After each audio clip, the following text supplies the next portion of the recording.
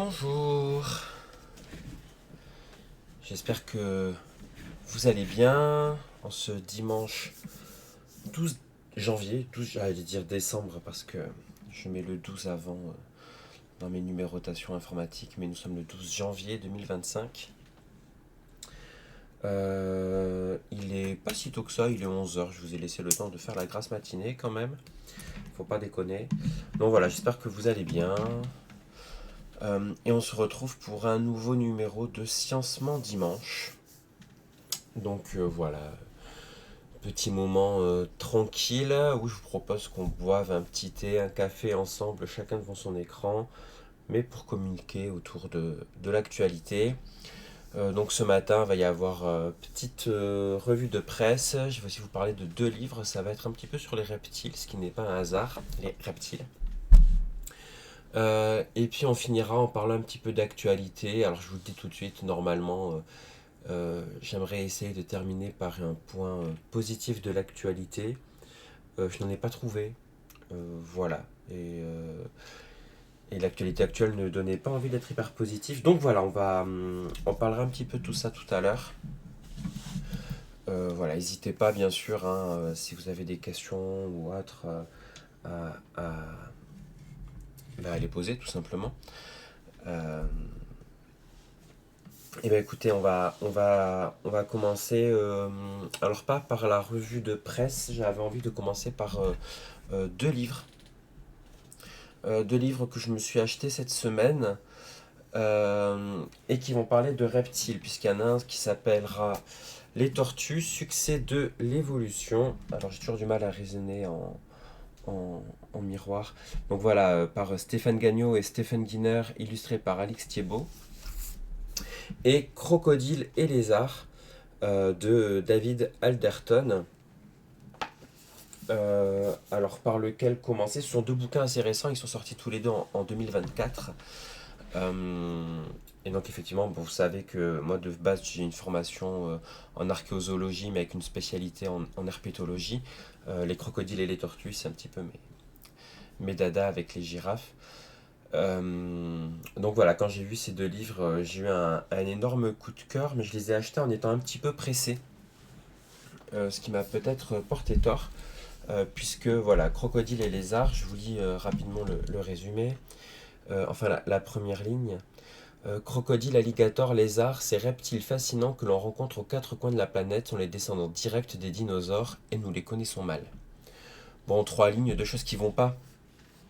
Alors, vaguement, pour commencer par la présentation, David Alderton, je suis allé voir un petit peu sur internet, c'est un vétérinaire à la base, anglais ou américain, j'ai pas bien vu. On peut regarder ça. Qui a écrit pas mal de bouquins sur comprendre son chat, sur les chevaux, il est anglais. Il est anglais. Donc voilà, alors je connais absolument pas son travail, ce ne sont pas des choses qui m'intéressent particulièrement. Et salut Humus paresseux, ouais, ça, voilà, ça fait mal. Alors c'est un livre d'images. Concrètement, voilà, j'ouvre une page au hasard. Le Varan de Komodo pour bien commencer. Alors on adore le Varan. Si on remonte en arrière, on va avoir des détails d'écailles, des bébés, des crocodiles alligators. Et à chaque fois, il y aura un petit. Alors, c'est organisé par zone géographique, donc ça commence par les continents américains, nord et sud mélangés, Afrique, Asie, Océanie, un petit paragraphe sur l'Europe. Alors, même si en Europe, on a le lézard, on a de magnifiques lézards, par contre, sur tout ce qui est crocodile, effectivement, c'est, euh, c'est moins riche.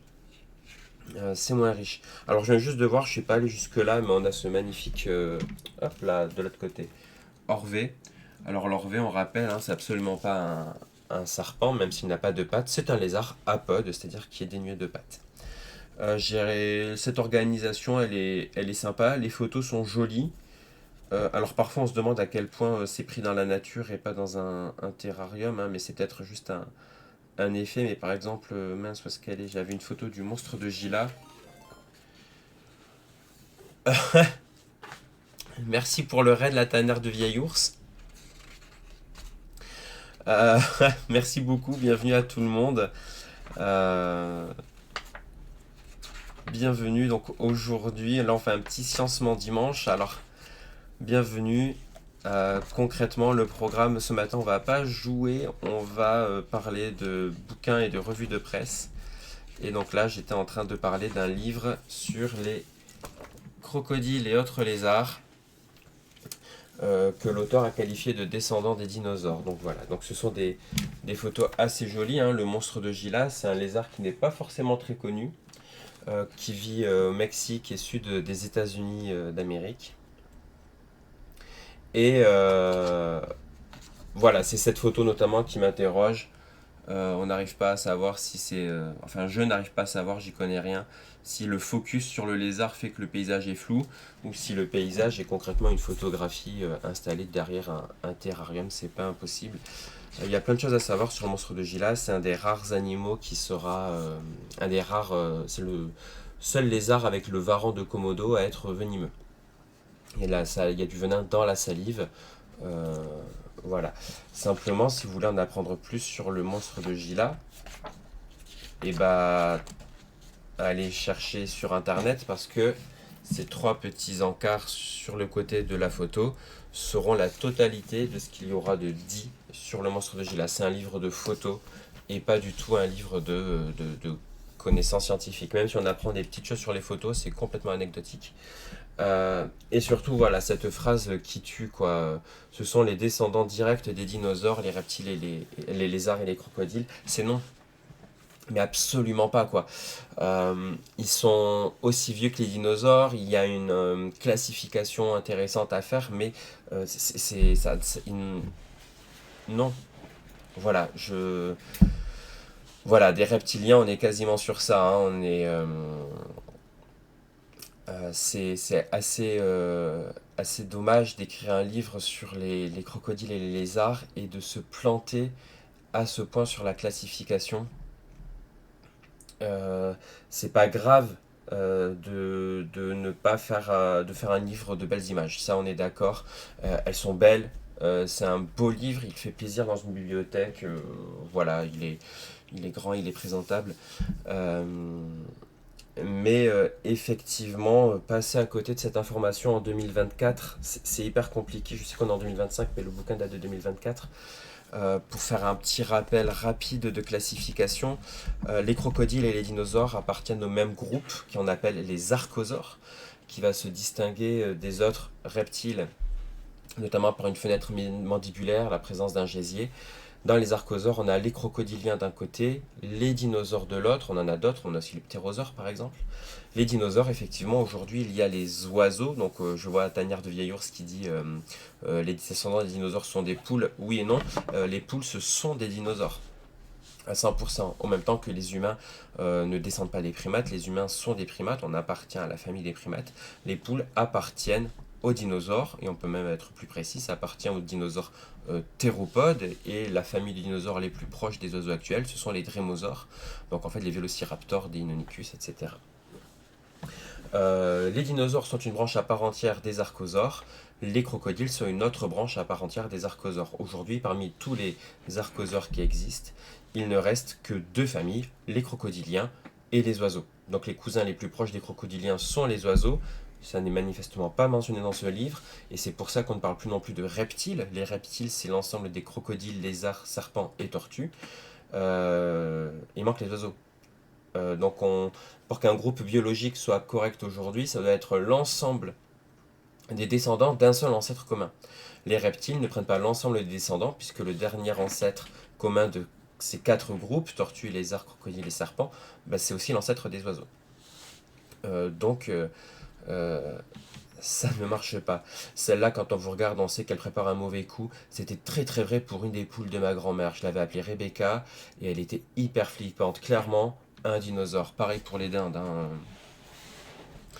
Euh, mais c'est très très bien. Je crois que j'ai mon t-shirt. Voilà, je vous encourage à faire les citations Jurassic Park, hein. Je vous soutiens à fond. J'ai fait mon Superman, super paléontologue. quand quelqu'un fait une erreur de classification, j'enlève mon pull et je deviens un fan de Jurassic Park qui rétablit la vérité. Donc voilà, donc c'est un livre qui est beau, que voilà, qui je pense a sa place dans une médiathèque. Par contre, scientifiquement, voilà, si vous avez un jeune dans votre entourage qui veut faire un exposé sur les crocodiles, qu'il ne se jette pas dessus, il n'y aura rien à sortir. C'est un petit peu l'inverse opposé avec l'autre livre dont je voulais vous parler, Les Tortues, succès de l'évolution, de Stéphane Gagnon et Stephen Guiner, illustré par Alix Thibault. Euh, C'est un super bouquin. Voilà, là ça va être de la paléontologie, on va parler des tortues en général, comment elles sont apparues il y a 220 millions d'années, comment elles se sont diversifiées, comment s'est mise en place la carapace. Merci Tanière du Vieil Ours pour le raid et pour les, les interventions et bon courage pour le travail. Et à très vite j'espère. Donc voilà, alors pour rappel, Stéphane Gagnon, donc c'est quelqu'un qui travaille depuis 20 ans, maintenant il est directeur de zoologie au village des Tortues de Carnoul. Alors en ce moment il passe un mauvais moment, mais leur travail est remarquable sur la conservation des tortues. Pour rappel, c'est un centre, c'est une association qui recueille les tortues abandonnées, blessées, etc. Ils sont dans le Var et qui, pour gagner de l'argent, parce qu'ils n'ont absolument aucune aide, ouvre son parc aux visiteurs. Merci pour l'abonnement. Euh, et donc, en ouvrant aux visiteurs, voilà, ils font un travail de médiation autour des tortues. Et Stephen Guiner, il est archéologue et géomorphologue dans le Var aussi. Il a déjà écrit un livre sur les dinosaures de la région. Quant à Alix Thibault, elle fait un travail d'illustration que je trouve incroyable. Je vous mets son site internet en lien. Mais voilà, je suis assez fan de ce qu'elle fait, je la découvre complètement. Elle a aussi un Instagram, n'hésitez vraiment pas à aller voir ce qu'elle fait. Hop là, voilà, le lien est mis dans le chat et je le mettrai aussi sur le Discord. Je trouve que ce qu'elle fait est magnifique. Et donc là, on est sur un bouquin. Alors, voilà, on est vraiment sur beaucoup de textes, puisqu'on est vraiment sur de la vulgate scientifique, mais avec des illustrations qui sont bien, elles sont claires, elles sont jolies. Voilà, je prends un truc au hasard. On a de la vraie classification cette fois.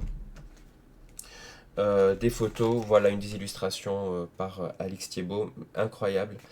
Euh, Et alors pour le coup, sans prendre de choses pour acquis, par exemple, typiquement, puisqu'on parlait de classification des crocodiles, là il y a une petite explication des tortues. Alors rapidement, hein, je vous ai dit que les crocodiles et les oiseaux, ça faisait partie des archosaures. Ils seraient probablement liés aux lézards et aux serpents qu'on met dans le groupe des squamates par le fait qu'ils ont deux trous dans le crâne, donc on les appelle des diapsides. Donc le grand groupe des diapsides qui correspondrait aux reptiles pourrait englober les oiseaux, les crocodiles, les lézards et les serpents. Et les tortues, on ne sait pas où les mettre. Pourquoi? Parce qu'elles n'ont pas de trous sur le crâne. Soit qu'elles n'en ont jamais eu, soit elles en ont eu deux comme les autres, mais qui se sont rebouchées au cours du temps. Ce qui fait qu'aujourd'hui, ce sont des anapsides, mais on ne sait pas où les mettre.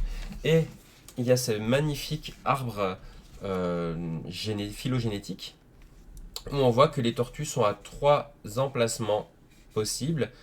Cette branche-là, cette branche-là ou cette branche-là. Oui, je galère à raisonner en miroir. Ce sont les trois potentiels. C'est les trois hypothèses actuelles les plus vraisemblables. Peut-être un reproche sur ce livre, c'est qu'il aborde des notions complexes, il est dense. Et finalement, il est peut-être moins accessible que d'autres livres. J'ai lu le tout début sur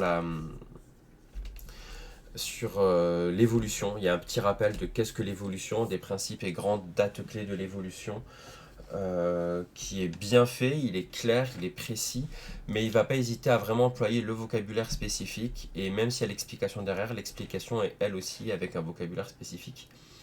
Ce qui fait que c'est pas un livre d'initiation. Voilà. C'est vraiment un livre sur l'évolution des tortues. Je pense qu'il faut avoir quelques connaissances de base. Pas beaucoup, hein. Attention, c'est pas non plus un livre où il faut avoir 3 doctorats pour le lire. Il reste accessible, mais il faudra peut-être un petit peu s'accrocher pour les gens dont la découverte est totale. Maintenant, il y a pire bouquin pour s'attaquer à la découverte. Vraiment, je le recommande. Pour le coup, autant les crocodiles et les lézards, on peut s'en passer. Autant celui-là, je le trouve vraiment bon, gros gros coup de cœur et je le recommande et aucun regret à l'achat. Si vous voulez tout savoir, celui-là, Les Tortues, il est édité aux éditions Belin et il coûte 27 euros, mais entièrement mérité. Crocodile et Lézard, que je recommande moins, édition L'Imprévu, 25 euros. Voilà, c'est euh, deux bouquins que j'ai trouvé. Enfin voilà, j'ai eu un petit coup de cœur et un que je regrette un peu, l'autre pas du tout. Voilà, je sais pas si vous avez des livres sur les crocodiles et les tortues que vous recommanderiez. N'hésitez vraiment pas à me dire, ça pourra être l'objet aussi du mois prochain du Censement Dimanche. Je sais pas si ça vous amène des réflexions, des remarques ou autre, n'hésitez pas à me dire. Sinon, je vous propose qu'on continue avec la revue de presse. J'en profite pour boire mon thé. Hydratez-vous bien, même le dimanche. Bon, la revue de presse, elle va être relativement rapide. J'ai 5 magazines dont je voulais parler. On va commencer par alors, les dossiers de l'archéologie, tiens. Alors là, voilà, on a un numéro spécial sur les Vikings. J'ai pas beaucoup m'attarder dessus parce que je l'ai pas encore lu. J'ai lu vite fait la préface. Manifestement, en fait, c'est une réédition d'un numéro précédent qui va avoir 6 ans maintenant, de 2019. C'était le dossier de l'archéologie numéro 391. Euh, il a été un petit peu revu avec un nouvel entretien, une maquette. Évidemment, ils ont mis à jour les actualités de fin, mais sinon, voilà, c'est une réédition. Donc, si vous lisez les dossiers d'archéologie, je pense qu'il peut être intéressant, mais attention, si vous l'avez déjà, il peut y avoir un effet doublon. Et puis sinon, effectivement, alors il parle des Vikings à travers plein d'aspects, historiques bien sûr, mais aussi le quotidien, le bateau bien entendu, euh, et puis leurs différentes interactions avec nous. Donc voilà, je ne l'ai pas encore lu. Il a l'air intéressant. Maintenant, les Vikings, c'est un sujet. Hein, ça va faire 10 ans qu'on en rabâche non-stop entre les séries, les jeux vidéo, etc. Les Vikings, moi j'avoue que ça commence un peu à me sortir par les trous de nez. C'est un sujet hyper intéressant. Euh, Ce serait bien aussi qu'on s'attaque un petit peu aux préconçus sur les Vikings. Par exemple, les Vikings, c'est pas le nom d'un peuple. Les Vikings, c'est le nom d'une activité, hein, partir en Viking. Donc, ce sont ces guerriers explorateurs qui partaient à bord des dracars. D'ailleurs, dracar, c'est pareil, c'est pas le nom du bateau, hein, c'est un long skip le bateau. Le dracar, c'est le nom de la figure de proue de dragon. Et en fait, ce serait plutôt les Norsemen, les hommes du Nord, ce qui a donné son nom à la Normandie. C'était la terre des hommes du Nord, puisque certains se sont installés en France suite à un traité avec le comte de Paris de l'époque, ce qu'on voit dans la série Viking. Mais en même temps, si on fait un magazine sur les hommes du Nord, c'est moins vendeur que sur les Vikings, donc je comprends. Mais voilà, j'espère que ce magazine s'attaquera un petit peu à toutes ces idées préconçues. Sinon, on a aussi le nouveau numéro d'Archéologia, alors qui a un très gros dossier sur l'abbaye de Fontevraud, avec pas mal de passages sur son histoire récente aussi, son histoire plus ancienne, les histoires des fouilles archéologiques qu'il y a eu autour, donc assez intéressant. Mais j'ai été plus intéressé par deux petits articles dans l'actualité, et même trois d'ailleurs. Tiens, euh, évidemment, il y en a un que je n'ai pas retrouvé. Déjà, sur les grandes questions de l'archéologie, donc c'est un petit questionnement que se pose Jean-Paul Demoule. Alors Jean-Paul Demoule, président fondateur de l'INRAP, spécialiste du néolithique, qui parle de comment protéger les sites archéologiques. Alors, c'est juste des questions qu'il soulève, il n'y a pas vraiment de propositions derrière ou autre, mais C'est vrai qu'il met en avant un fait auquel on pense pas toujours, c'est que l'archéologie, c'est un processus destructif. Quand on fouille un site archéologique, on le détruit. On va fouiller une couche. Cette couche, elle est essentielle pour la compréhension du site, mais elle constitue le site. Donc quand on la fouille, on l'enlève, on la sauvegarde dans le sens où on va prendre tout ce qu'il y a dedans, on va la photographier, la décrire, garder des échantillons, mais la fouille est détruite, le site est détruit. Et puis il y a voir tous les vestiges auxquels on pense immédiatement quand on passe d'archéologie, les vestiges élevés, le bâti, etc. Ça s'est mis en plein air. Et à partir du moment où c'est mis en plein air, et ben, c'est exposé à plein de dangers environnementaux, climatiques, la pluie, le gel, etc. C'est à l'abri de tout ça dans le sol. L'attaque par l'oxygène aussi, on n'y pense pas souvent, mais voilà, il y a l'exemple très célèbre des grottes préhistoriques aussi. La pollution environnementale, les bâtiments en ville sont attaqués par la pollution. Et ça, c'est quelque chose qui s'accélère au cours des dernières décennies. Il y a énormément de sites archéologiques en élévation qui sont visibles dans les centres-villes depuis des millénaires. Le Colisée, ça fait 2000 ans qu'il est au centre de Rome. Bon, ben voilà. Maintenant, Rome n'a jamais été autant polluée au cours des deux derniers millénaires que depuis le dernier siècle et demi. Donc ce sont des dangers qui attaquent nos vestiges. Et à chaque fois qu'on fait une restauration, ben, en fait, on modifie le vestige. Donc il faut y réfléchir. Et puis après, il soulève aussi, j'ai trouvé ça intéressant, le problème très contemporain des vestiges menacés par le réchauffement climatique. Avec déjà tous ces extrêmes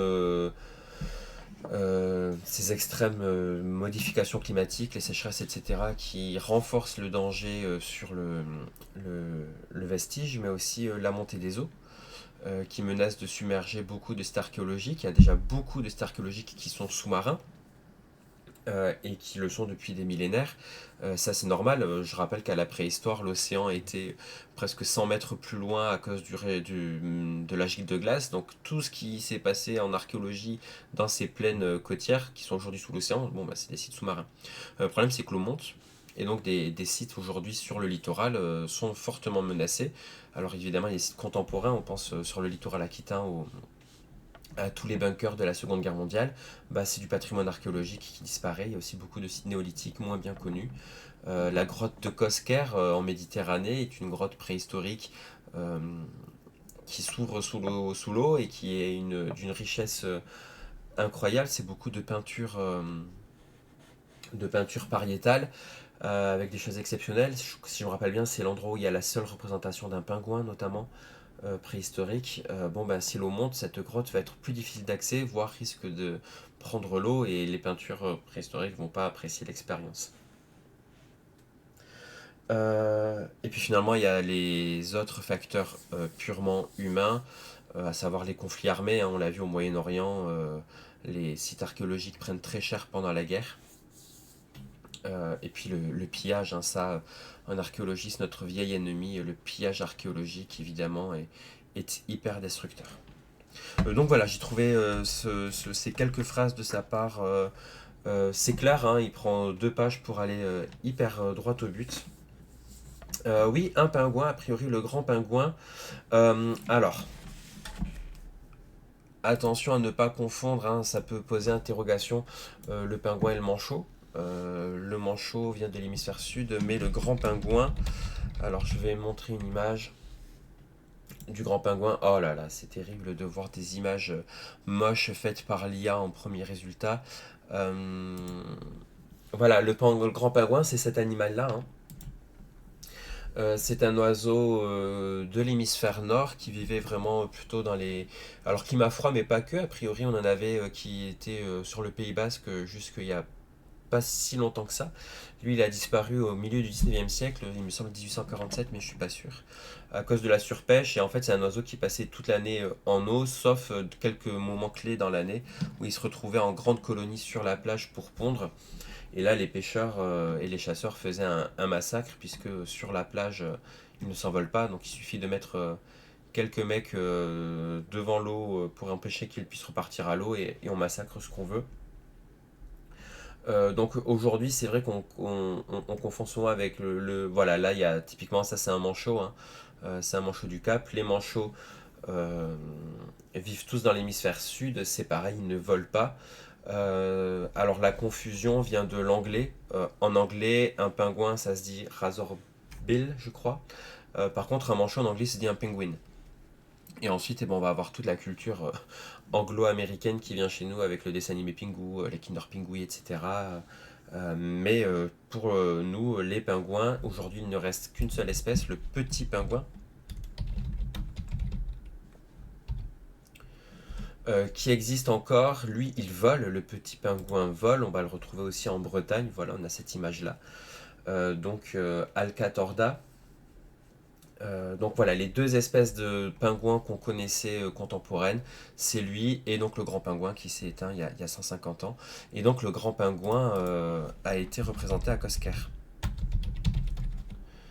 Si je ne me trompe pas, voilà. On peut vraiment pas se tromper. Alors ça ressemble un peu à un manchot, hein, on va pas se mentir. Simplement, effectivement, il n'y a pas de manchot dans l'hémisphère nord à cette époque-là, ni jamais.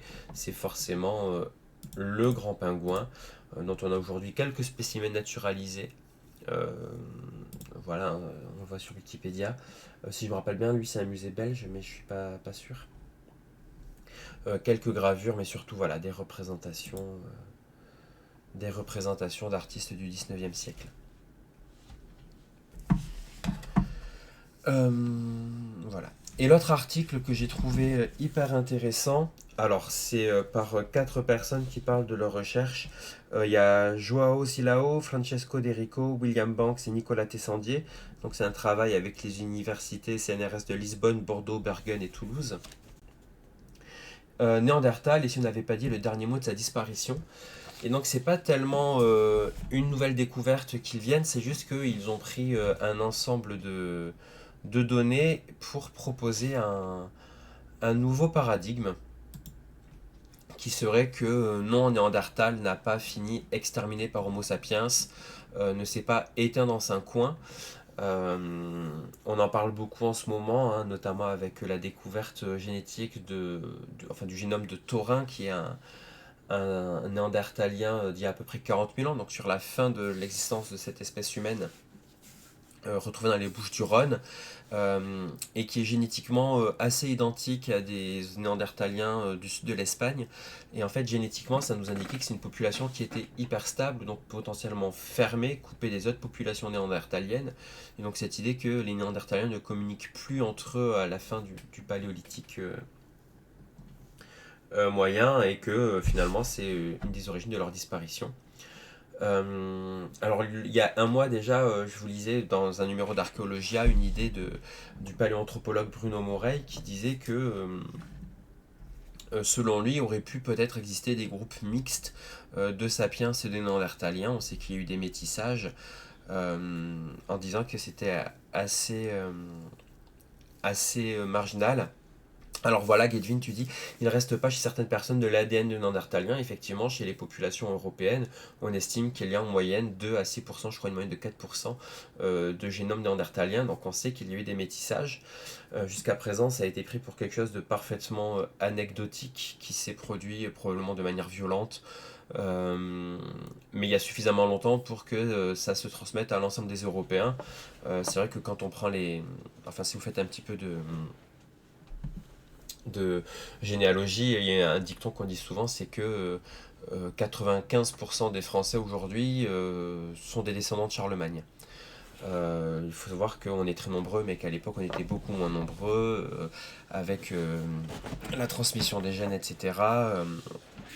On a une part de néandertalien en nous qui est faible, mais qui était considérée comme anecdotique et pas révélant un fait social paléontologique. Et justement, c'est sur ça que revient ce groupe. Ce groupe propose que Néandertal aurait été tout simplement assimilé par Homo sapiens, quand Homo sapiens est arrivé. Les deux groupes se sont rencontrés. Peut-être qu'il y a eu des rencontres violentes, probablement même, hein. Peut-être que parfois ils se sont parfaitement ignorés, mais probablement qu'au cours des millénaires, parce que c'est pas quelque chose qui a duré 10 ans, hein, c'est quelque chose qui a duré des millénaires, tout simplement il y a pu y avoir des échanges commerciaux, enfin des échanges commerciaux. Il n'y a pas de monnaie, hein, mais du troc. Il peut y avoir eu des échanges génétiques, ça manifestement on sait qu'il y en a eu, des échanges culturels et technologiques, pourquoi pas. Et finalement, ce groupe de chercheurs propose d'aller plus loin et de dire qu'il y a pu y avoir des groupes mixtes néandertaliens Homo sapiens. Cette idée qui venait d'être mise aussi par Bruno Morey. Donc j'ai l'impression qu'on est en train de changer un petit peu de paradigme. On continue à chercher un petit peu les origines de la fin de Néandertalien. On continue à voir ça sous l'angle de Homo sapiens a tout détruit. Ces derniers temps, il y avait aussi un nouvel angle qui était le dernier maximum glaciaire a été extrêmement violent et Néandertal n'a pas eu le temps de s'adapter. Pourquoi pas. Et là, on voit vraiment les deux angles qui font un petit peu l'actualité, hein. L'adaptation à un brusque changement environnemental euh, ou cette idée persistante depuis le XXe siècle de populations exogènes qui débarquent et qui remplacent, voire grand remplacent tout le monde. C'est toujours un petit peu caricatural, voilà. Les preuves archéologiques sont pas hyper nombreuses et je trouve ça intéressant ce nouveau paradigme de chercher tout simplement deux populations qui se sont métissées jusqu'à ce que l'une absorbe entièrement l'autre, mais pas forcément dans quelque chose de violent et brutal, mais dans quelque chose de progressif. C'est intéressant. Il faut voir ce que disent les données archéologiques maintenant, hein. C'est toujours bien de se faire ces schémas mentaux, voilà, mais faut voir ce qu'il y a sur le terrain. Peut-être un peu des deux théories, bien sûr que euh, il y a pu y avoir des conflits entre deux clans, il y a pu y avoir plein de choses différentes. Euh, et puis peut-être ce problème qu'on a de chercher une vérité générale, alors qu'en fait c'est peut-être plus plein de petites vérités particulières et locales. Peut-être que localement on a eu des... J'ai même envie de dire probablement qu'à l'échelle de l'Europe, ça s'est pas passé partout pareil, et qu'à tel endroit on a eu deux groupes qui ont fusionné, alors qu'à d'autres endroits deux groupes sont mutuellement annihilés, à un autre endroit effectivement ils n'ont pas réussi à s'adapter au changement brutal de l'environnement. Je pense que faut chercher peut-être un petit peu dans tout ça, ouais. Une mosaïque de solutions plutôt qu'un seul grand ensemble. Voilà. On va passer ensuite sur les sciences naturelles. Juste un dernier, alors je ne l'ai pas lu, je ne vais pas m'étendre dessus, mais on dit souvent que notre histoire sert à comprendre le passé pour éclairer le présent. Il y a un numéro hors série de l'histoire qui est sorti sur l'histoire de la Palestine, en la faisant commencer au 19e siècle, lorsqu'il s'agissait d'une province de l'Empire ottoman, en revenant sur la Nakba en 47-49, et finalement conclure jusqu'à ce qui s'est passé le 7 octobre 2023 et le conflit actuel. Euh, donc voilà, je ne l'ai pas encore lu, je ne vais pas en parler plus que ça, je ne suis pas un spécialiste de la question. Mais je voulais vraiment vous dire que voilà, si, s'il y a des choses qui vous interrogent sur ce qui se passe actuellement, c'est vrai que c'est un sujet qui à l'école est revu. Enfin, moi je me rappelle en terminale, on est passé dessus hyper vite, sans qu'on comprenne bien tout. Donc voilà, l'histoire, j'ai été abonné quand j'étais en fac d'histoire, c'est un magazine que je trouve assez incroyable. Euh, donc voilà, le hors-série numéro 106 des collections de l'histoire sur les Palestiniens. Et donc là, on va revenir sur les sciences un petit peu plus naturelles, avec tout d'abord la revue Espèces. Alors je ne l'ai pas présenté le mois dernier, parce que j'avais déjà pas mal de choses à dire, je n'avais pas eu le temps de l'ouvrir, de le lire. Il est encore valable, hein, c'est le numéro de décembre à février. C'est un trimestriel. Alors avec une très très belle photo quand le plancton illumine l'océan. Donc bon, ils abordent comme toujours plein d'articles différents. Tiens, d'ailleurs, j'ai découvert aussi le travail d'un artiste. Alors cette fois, on est sur du réalisme, hein, en combinant plusieurs espèces naturalistes, en gardant un style tout à fait naturaliste. Alors attendez, comment il s'appelle cet artiste? Lui aussi, il est sur Instagram. Beto Val. Voilà, donc Beto plus loin Val. Donc sur Instagram, ce sera L Beto Val. Et il fait des choses assez rigolotes, vraiment, allez y jeter un coup d'œil. Ça aussi, je le mettrai tout à l'heure sur le Discord. Attendez, je peux même vous le montrer là.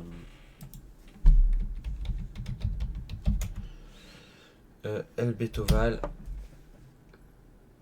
Ah mais il a des sites internet aussi qui commencent sur sa boutique. Euh, Hop là, je vous l'envoie dans le flash, dans le dans le chat. Et voilà, des choses que je trouve assez rigolotes. Voilà, le poisson cactus. Euh, et cette idée, voilà, c'est assez joli ce système où on reprend vraiment l'agencement d'une plante, mais ça fait les écailles, la queue, c'est voilà, complètement fou, mais assez incroyable.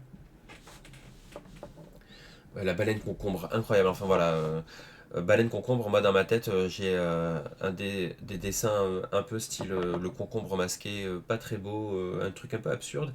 Et là, c'est vraiment le résultat est assez incroyable. Perroquet banane, bon voilà. Donc j'ai vu ça rapidement. Et ensuite, alors, un article sur voilà, la bioluminescence dans le plancton que j'ai trouvé dans les océans. Alors déjà où j'ai appris quelque chose qui est que la bioluminescence est hyper banale dans l'océan. Simplement ça se passe souvent dans les profondeurs ou la nuit, donc sans que nous on le voit forcément. Mais voilà, c'est quelque chose que j'ai complètement découvert. Et puis tout un article enfin, qui s'intéresse beaucoup à des petites bestioles, des petites plantes en fait, hein, qu'on voit très mal, les diatomées, les dinoflagellés, pardon. Donc c'est du phytoplancton qui peut émettre de la bioluminescence. Alors c'est quand ils ont un stimuli par exemple tactile. Voilà, donc on passe les mains ou plus précisément un prédateur vient et ils vont utiliser une particule qu'il y a dans la cellule pour l'oxyder et l'oxydation produit une énergie lumineuse, ce qui fait un flash en fait. Et ce qui est intéressant c'est que ça revient un petit peu sur l'histoire des théories. La première théorie c'était que c'était un flash pour... ça se produit quand le prédateur débarque. Et donc ce flash lumineux attirerait le prédateur du prédateur. Donc en gros, je me fais manger, je fais un flash, un poisson va le flash, il vient manger le copépode qui m'a mangé. Bon, quelque chose d'assez intéressant, mais finalement, le problème c'est qu'il y a beaucoup d'autres planctons autour qui bénéficient de ça puisqu'ils ne sont pas bioluminescents. Donc ce serait pas si logique que ça. Finalement, il y a l'autre idée que ce flash pourrait surprendre le prédateur et lui faire peur et lui faire demi-tour tout simplement. Et la venue du prédateur ne serait qu'une conséquence de ce mouvement de fuite, ça attirerait l'attention du prédateur du prédateur. Mais il y a une autre proposition qui est que la dinoflagellée a des choses à la surface de sa membrane cellulaire qui sont organisées de la même manière qu'un œil, avec un équivalent de la cornée, un équivalent de la lentille, un équivalent de la rétine. Ce qui fait qu'en fait, peut-être que tout simplement les autres dinoflagellés peuvent percevoir ce flash lumineux. Et est-ce qu'on pourrait parler de communication? Bon, ça va beaucoup plus loin que mes connaissances en microbiologie, parce que bah, je suis archéologue, archéozoologue. Mais ça pose plein de questions et ça permet de découvrir un univers complètement inconnu pour moi et je pense pour beaucoup de monde. Donc voilà, ce super article sur la bioluminescence. Et il s'en est suivi un article, puisque je vous disais que j'étais herpétologue, sur le dragon de Komodo. Alors là, incroyable. Et la question du dragon de Komodo qui se pose dans cet article, c'est une espèce qui est apparue en Australie, où il y avait d'autres varans, notamment un varan le plus grand qui ait jamais existé, alors qu'avant on appelait Megalania priscus, mais qui s'appellerait plutôt Varanus priscus. Alors pour vous donner une idée d'à quoi il ressemble le petit truc. Euh,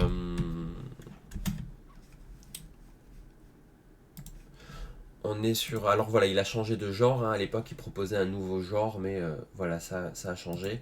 Voilà, on a une belle illustration ici avec la comparaison entre le dragon de Komodo actuel, qui est le plus grand lézard saurien actuel, et juste au-dessus le Megalania, donc on est vraiment sur un truc énorme. Le varan de Komodo est un excellent nageur, donc depuis l'Australie, il a gagné les îles indonésiennes, dont l'archipel de Komodo à la nage. Et puis il y a quelques dizaines de milliers d'années, Homo sapiens débarque en Australie. Euh, et là, une grosse partie de la mégafaune australienne disparaît, dont Megalania, dont le varan de Komodo aussi, dont des gros oiseaux, un kangourou géant, le lion marsupial, le wombat géant aussi. Alors il faut voir que ça correspond aussi à un moment d'aridification de l'Australie, hein. Il y a des variations de précipitations en fonction des âges glaciaires ou interglaciaires. Euh, bon voilà, j'avais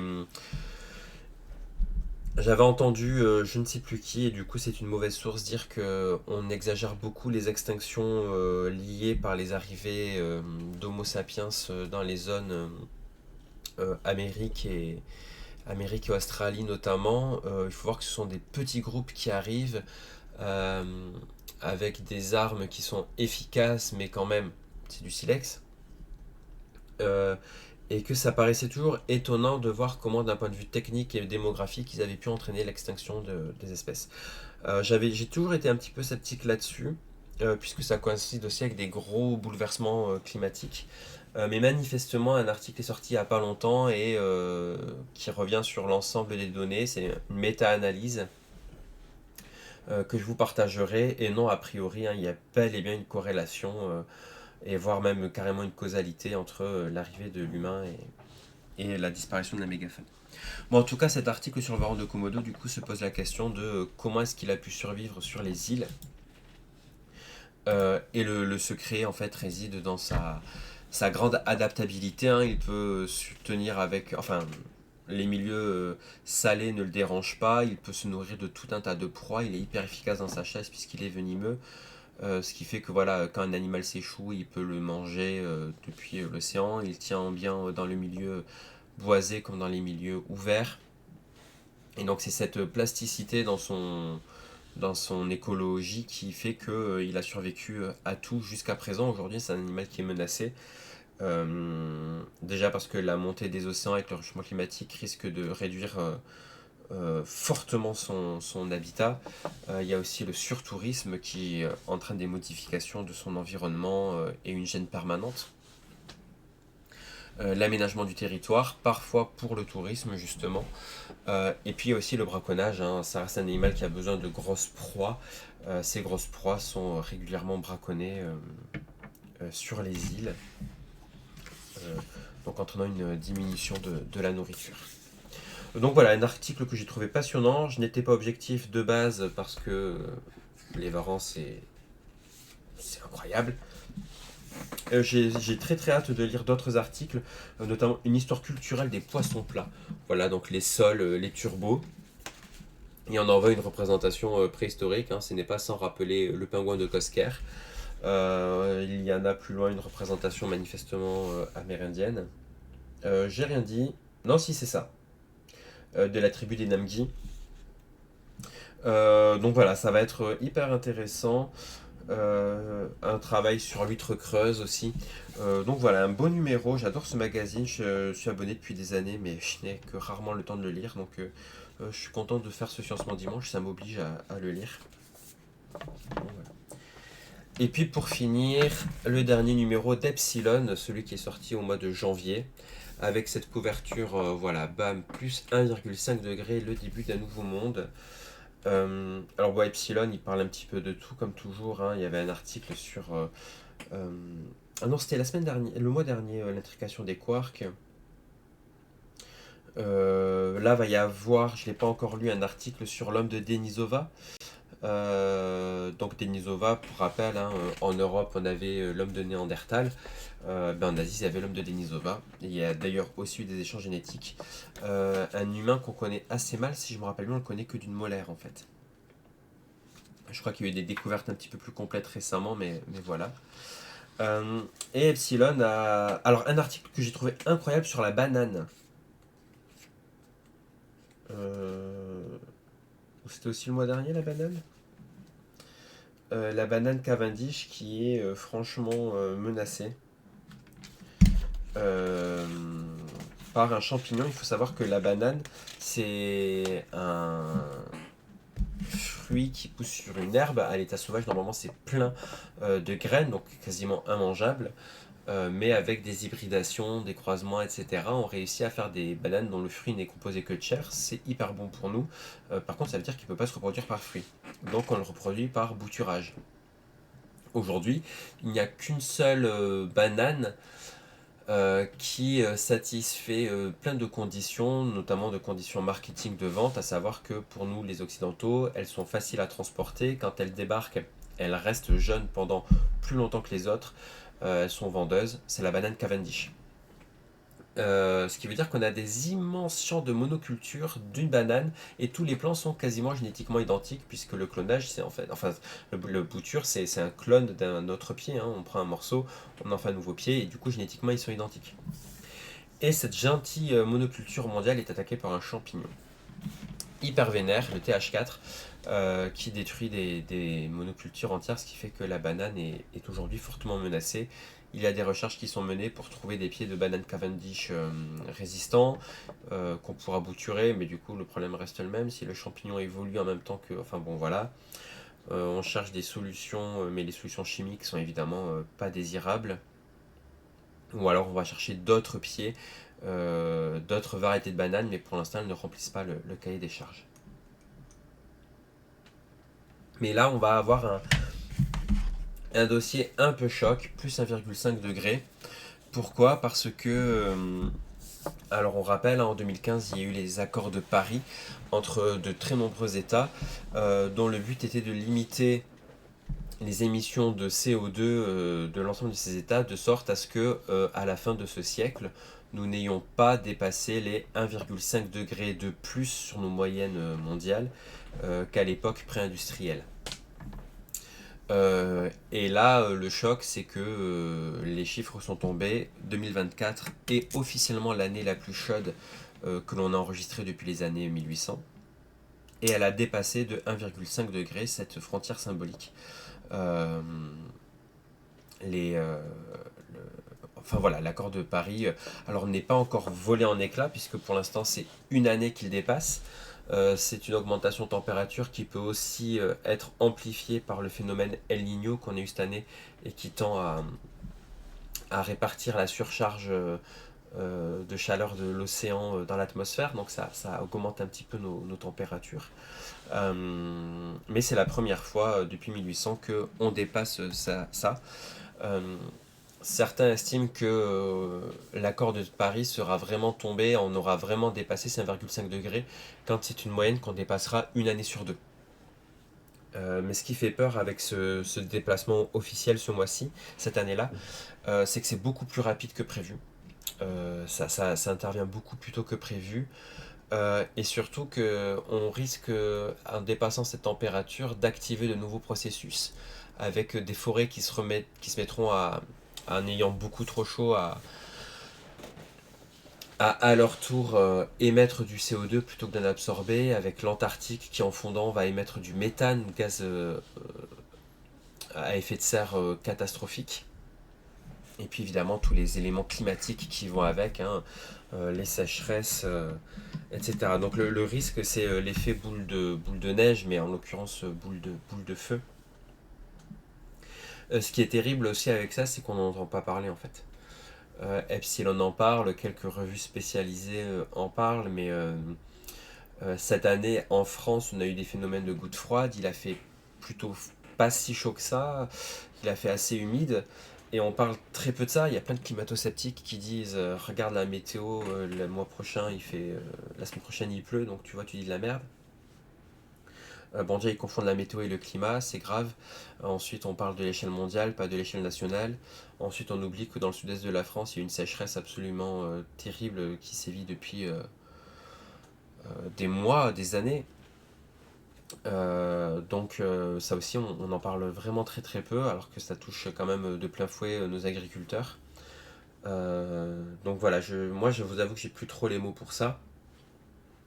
Euh, D'autant qu'on a particulièrement bien vu ces derniers jours, dernières semaines, ce qui se passe, hein. On a eu des catastrophes naturelles colossales. Évidemment, là je pense à deux en particulier, à l'ouragan Chido qui a touché Mayotte et en ce moment aux grands incendies de Los Angeles. Bon, du coup, c'était ma transition. J'ai fini la revue de presse. Si vous avez des questions sur ce dont j'ai parlé, n'hésitez pas à les poser, hein, ou si vous avez des magazines à conseiller, n'hésitez pas à les faire. Mais là, je vais revenir un petit peu sur les catastrophes naturelles. Euh, Déjà, pour revenir sur la notion de catastrophe naturelle, c'est la rencontre entre deux choses. C'est l'aléa naturel et, euh, et le risque. Alors attendez, je vais essayer de vous trouver des schémas. En gros, l'aléa, ça va être la probabilité qu'un événement naturel arrive, une inondation, un ouragan, une tornade, un tremblement de terre. Ça, c'est quelque chose qui se fait dans la nature et qui peut se produire. Ça, c'est l'aléa environnemental. Ensuite, il va y avoir les enjeux. Les enjeux, c'est l'exposition d'une population à un aléa. Donc en fait, un aléa naturel, mettons une inondation, en plein milieu d'une zone non habitée, eh ben, le risque il est de zéro puisqu'il n'y a pas d'exposition, il n'y a pas d'enjeu. Maintenant, s'il y a un enjeu, c'est un enjeu qui peut être matériel ou humain. Plus l'enjeu est grand, plus l'aléa est grand, plus la susceptibilité de catastrophe est grande. Par exemple, si on prend un site extrêmement sensible et densément peuplé, mais dans un endroit où l'aléa climatique est faible, ben, ce sera l'inverse, on aura un risque très faible. On met une mégalopole sur une zone où il n'y a pas de cours d'eau qui sort de son lit, où il n'y a pas de faille sismique, etc. Bon, l'aléa climatique est faible. Maintenant, vous mettez une zone densément peuplée sur le passage d'un cyclone, et là, le risque est énorme, puisqu'il y a un aléa plus des enjeux, et c'est là qu'on vire à la catastrophe. Et ensuite, on va chercher l'échelle de la catastrophe. Aujourd'hui, le risque est élevé, et ce que va changer le réchauffement climatique, c'est qu'il va à la fois modifier les aléas climatiques, leur probabilité devient plus grande, mais leur amplitude aussi. Il y a plus de cyclones et ils sont plus violents qu'avant, et ça on l'explique très bien, c'est parce que l'eau est plus chaude. Une eau plus chaude signifie une plus grande évaporation. Une plus grande évaporation, ces cyclones se gonflent plus rapidement. Et un cyclone catégorie 3 bah, passe catégorie 4 parce qu'il a absorbé beaucoup plus d'humidité, il a atteint une masse plus importante. Alors je ne suis pas climatologue, hein, c'est ce que j'ai compris quand j'ai enseigné la SVT. Si des gens ont des choses à préciser ou à corriger dans mon propos, n'hésitez surtout pas.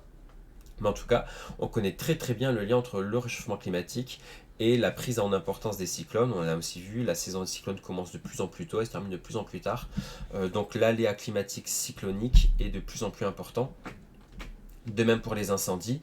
L'autre jour, j'ai vu passer un article de quelqu'un qui parlait de pyrocène. Alors, on est un petit peu sur la même dynamique que quand on parle d'anthropocène. Hein. Bon, c'est pas des choses qui sont scientifiques, c'est plus des choses qui sont pour marquer les esprits. Est-ce qu'on peut parler de nouvelle ère géologique? Tous les scientifiques répondront non, mais je pense que c'est important quand même de faire ce genre de propos pour essayer de marquer un petit peu le public, parce que je sais pas ce qu'il faut pour que les gens comprennent ce qui se passe et en prennent la pleine mesure de la gravité, mais il faut y aller maintenant, quoi. Euh, et là, j'aimerais aussi aborder le sujet de la justice climatique, parce que la justice climatique, c'est quoi? C'est essayer de tenir compte du fait que les principaux responsables du réchauffement climatique, les principaux émetteurs de pollution et de gaz à effet de serre, ne correspondent pas aux principales personnes exposées à ces aléas climatiques. Je m'explique. Euh, les Occidentaux, on va être les principaux émetteurs de CO2 historiques. Même si aujourd'hui, un des trucs à la mode, c'est de dire oui, mais les Chinois et les Indiens. Oui, d'accord. C'est très bien, mais ils nous ont rattrapés depuis seulement quelques années. Le réchauffement climatique est dénoncé depuis des décennies maintenant. Arun Taziev, sur les plateaux télé, en parlait déjà dans les années 70. C'est quelque chose qu'on sait. Petit rappel aussi, puisqu'on parle des Chinois et des Indiens, ils sont quand même bien plus nombreux que nous, ce qui fait qu'en fait, si on réduit à l'émission par habitant, bah, c'est pas eux les pires. Non, je suis désolé, ça reste nous. Et sauf que c'est pas nous qui sommes les plus exposés euh, aux dangers climatiques. Les plus exposés, ça va être des populations du sud, typiquement tout ce qui se passe autour du Sahel et de la région du Sahara. Le Sahara va probablement fortement s'étendre et une aridification, et donc toutes les populations qui y sont autour sont touchées de plein fouet par ça. Et à contrario, quand il y a une pluie brutale, parce que les précipitations aussi sont modifiées par ça, et bah ouais, ça fait des inondations, ça fait de terribles choses. Le Bangladesh là a eu des inondations catastrophiques avec énormément de déplacés mais aussi beaucoup de morts. Ce ne sont pas les principaux émetteurs de gaz à effet de serre, mais c'est eux qui prennent cher dans leurs dents. Mayotte, c'est exactement ce qui s'est passé. On est sur une population précaire qui n'est pas une population qui consomme énormément. C'est pas eux qui sont c'est pas eux qui sont responsables du réchauffement climatique. Et là, ils se le sont mangés dans les dents de manière hyper violente. Tu as raison, hein, Gatvin, la désinformation et le manque d'information font mal. Le manque d'information, je suis moins d'accord déjà parce qu'on en parle tout le temps. Aujourd'hui, faut pas. Les gens savent. Et je pense vraiment que il y a beaucoup de mauvaise foi et il y a un manque de volonté. Et quand on dit oui, mais les Chinois, c'est toujours le même problème de dire c'est pas moi, c'est l'autre. Et j'ai pas à arrêter de prendre l'avion et de partir en vacances parce que finalement, je vais dire dans ma tête que c'est de la faute à quelqu'un d'autre. Et jamais ces gens-là n'ont le discours de montrer les pires responsables qui ne sont pas les Chinois ou les Indiens, mais qui sont les ultra riches qui sont émetteurs à eux tout seuls d'une très très large portion des gaz à effet de serre. Notre population occidentale est la principale émettrice, mais au sein de la population occidentale, il y en a qui sont beaucoup plus émetteurs que d'autres, et ce sont les ultra riches. Et ça, on le dit, et ça, on le sait, il y a plein d'études qui le montrent, mais ça s'arrête à la barrière des grands médias. Et là, en fait, je voulais vous parler de ça parce que le traitement médiatique qui a été fait de ces dernières catastrophes, à savoir Mayotte puis Los Angeles, et me fout dans une rage. C'est assez incroyable. Mayotte, il y a un bilan officiel de quelques dizaines de morts. Tout le monde sait sur le terrain que c'est probablement plusieurs milliers de morts. Tout le monde s'en fout. À chaque fois qu'on en parle, c'est pour parler de l'immigration illégale. Sans déconner. C'est pas ça le problème. Le problème, c'est que on est sur des populations qui ne sont pas prises en charge, où il y a déjà un manque de raccordement au réseau électrique et au réseau hydrique. On rappelle, hein, tout le monde n'a pas l'eau courante à Mayotte, qui est un territoire français. Il y a une grande pauvreté qui fait que les habitations ne sont pas solides, les alertes ont été mal données, et on parle de milliers de morts. Mais on ne les compte pas. Et puis il y a le méga feu de Los Angeles. Los Angeles, ils viennent de se subir une, une sécheresse de plusieurs mois, hein. Il n'a pas vraiment plu là-bas depuis le mois de mai. C'est terrible, c'est énorme. On est en plein hiver, ils devraient avoir de l'eau, ils n'en ont pas. Euh, pour rappel, Los Angeles, c'est un des endroits aussi où il va y avoir énormément de populations hyper aisées, hein. C'est le centre de vie d'énormément d'acteurs. C'est aussi un endroit en Californie où il y a beaucoup d'eau qui est déviée pour aller alimenter un système d'agriculture pas possible. Tout à l'heure, j'ai passé un article sur je ne sais plus quel couple de milliardaires qui pompe des milliers de litres d'eau pour arroser des champs. Euh, Ces champs sont irrigués en plein air, donc on est quand même dans une zone désertique, semi-désertique, qu'on va irriguer toute la journée alors qu'il fait hyper chaud, à ciel ouvert, en passant par des infrastructures qui ne sont pas adaptées, ce qui fait que les trois quarts de l'eau sont perdus avant de toucher la plante. Cette plante, c'est du fourrage, ça sert à nourrir le bétail pour ensuite faire du steak haché pour McDo. Donc on est sur un modèle qui est complètement absurde de haut du début à la fin. Tout ça n'est pas interrogé. Le réchauffement climatique, voilà, les gens disent vaguement oulala, il y a eu des incendies, c'était le réchauffement climatique, mais ce n'est pas ce que disent les autorités américaines, hein. Trump dit que c'est de la faute des démocrates et que voilà. C'est lamentable ce qui se passe intellectuellement là-bas, mais ce que j'ai trouvé lamentable aussi, c'est qu'on est à 16 morts. On est sur des milliers de bâtiments détruits. Il y a énormément de personnes qui viennent de milieux moyens, voire défavorisés, qui ont tout perdu sur place.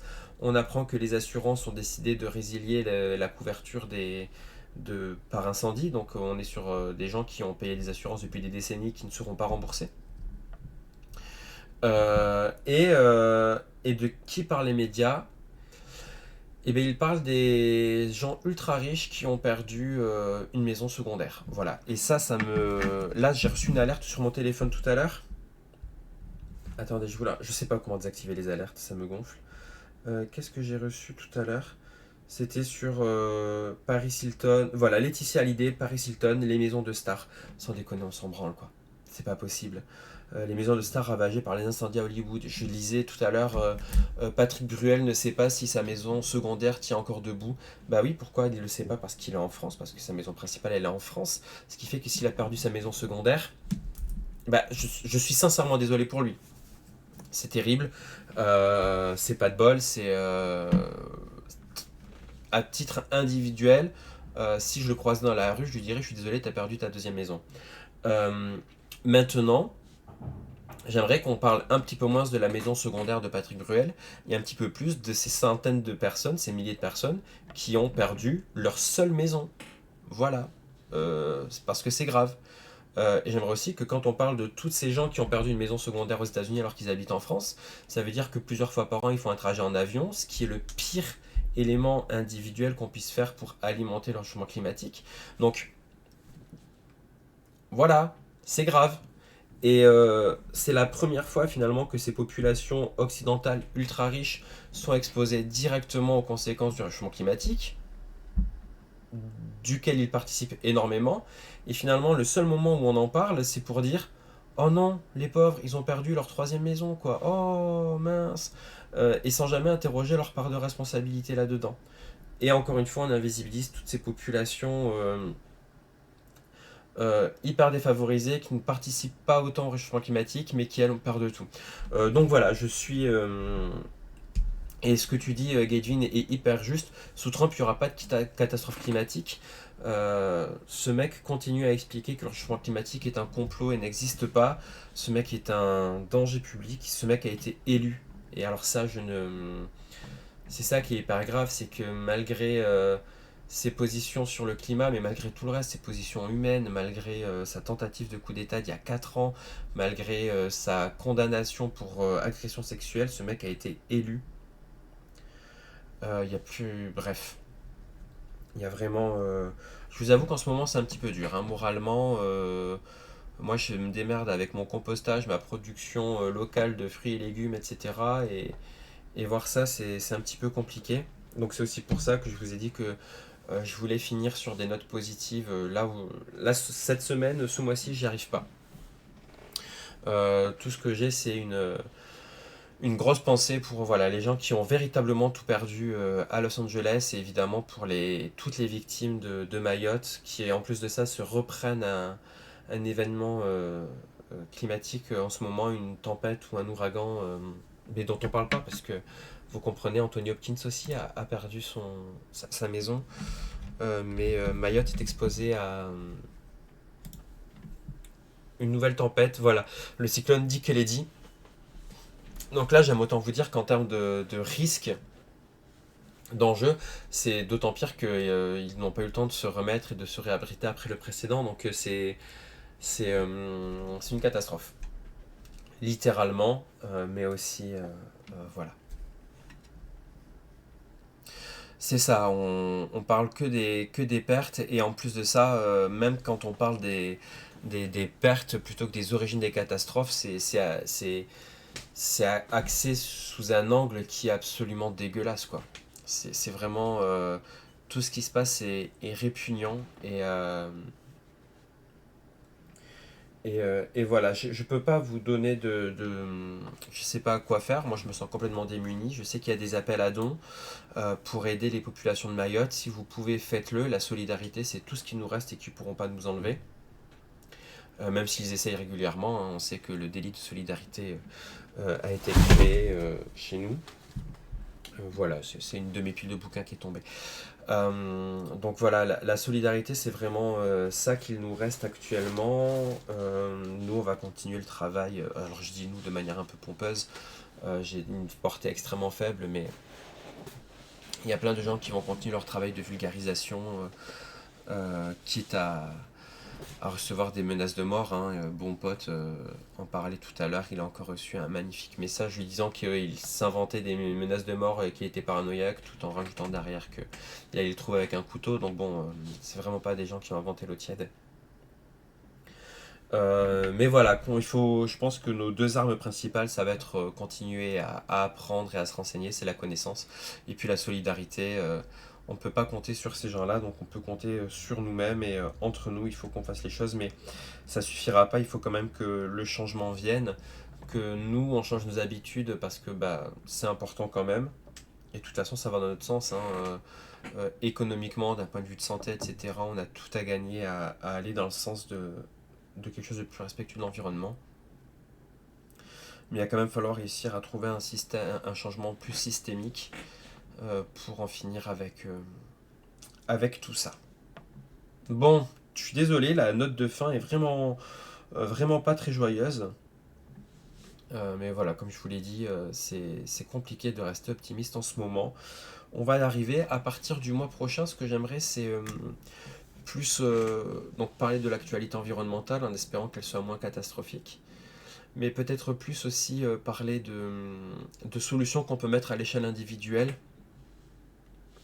C'est quelque chose auquel je pensais, je savais pas encore si j'allais le faire ou pas, parce que j'en ai marre qu'on parle de notre échelle individuelle, qu'on dise qu'il faut jeter le carton dans la poubelle à carton, faire pipi sous la douche et arrêter de manger de la viande, même si ce sont trois choses qui sont vraies. Et arrêter de manger de la viande, à part ne plus prendre l'avion, ce sera ce qui sera le plus intéressant à l'échelle individuelle, même si l'avion ça concerne une minorité de personnes. Si vous voulez, à votre échelle individuelle, lutter contre le changement climatique, les deux choses que vous pouvez le plus faire, c'est voilà, ne pas prendre l'avion et arrêter de manger de la viande. Maintenant, voilà, c'est vrai que j'avais pas trop envie de parler de ça quand on sait que voilà, on peut ne pas prendre notre voiture pour aller acheter une baguette tant que des gens feront des croisières. Une croisière, c'est 200 millions de voitures, quoi. Mais c'est quand même important de ne plus prendre sa voiture. Mais voilà, je suis un petit peu partagé sur ça et toujours très énervé. Euh, donc voilà, j'aimerais trouver un angle pertinent pour parler des solutions qui existent. J'essaierai à partir de la semaine du mois prochain. Hein. Je vous rappelle que les Sciences Dimanche, c'est qu'une fois par mois. Mais n'hésitez pas à me dire ce que vous en pensez hein, dans le chat ou sur le Discord. Pour rappel, mon Discord, il est disponible sur ma page. Sinon, attendez, je vous renvoie le lien sur le chat. Donc voilà, n'hésitez vraiment pas à me dire ce que vous aimeriez y voir et ce que vous pensez de l'idée.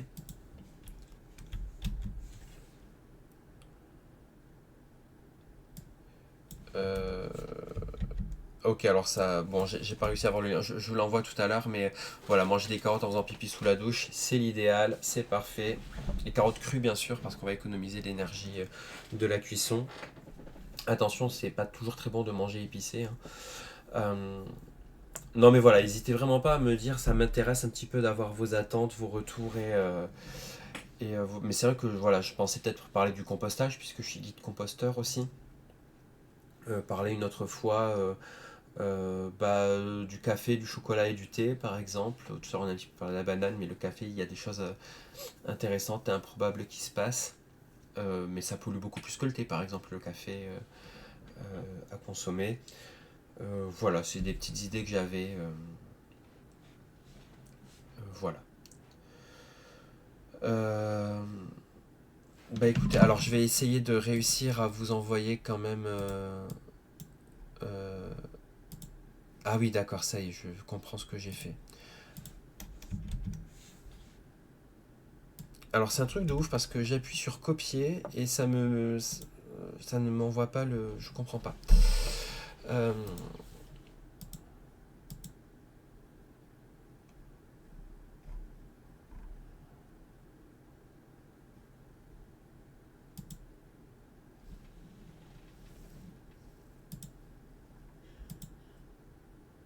Voilà, donc là j'ai un nouveau lien d'invitation qui ne doit plus être bon sur ma chaîne. Voilà, donc il y a un problème. Voilà, ça m'écrit masqué, utilise le bouton copier. J'appuie sur copier, ça me copie le texte disant d'utiliser le bouton copier. C'est beau le progrès, ça n'arrête pas. Bon, j'essaye de changer le lien de ma description tout à l'heure. Et puis, sinon, merci beaucoup d'être restés si nombreux. Franchement, je m'y attendais pas. Et merci encore à Tanière de Vieil Ours d'avoir lancé le, le raid. Gatevin, tu m'as follow tout à l'heure. Tu es mon 51e follower, mais je pense surtout que tu vas être le 50e pris en compte par Twitch. Ce qui veut dire, chers amis, que je deviens peut-être bientôt affilié. Ce qui fait très très plaisir. Ça fait que 2 mois que je me suis lancé dans cette aventure. Et l'affiliation à portée de main comme ça m'encourage beaucoup. Donc merci beaucoup. À 15 h, je fais Sciencement Dimanche prochain. Donc cette fois, je vais monter un Lego de poisson rouge. On va parler du coup de poisson rouge, de carpe, etc. Et on pourra papoter de plein d'autres choses. Et ce soir à 21 h, on continuera nos aventures sur Indiana Jones et le Cercle Ancien, où on vient juste de débarquer à Gizeh pour taper des nazis. Et ça fait toujours plaisir.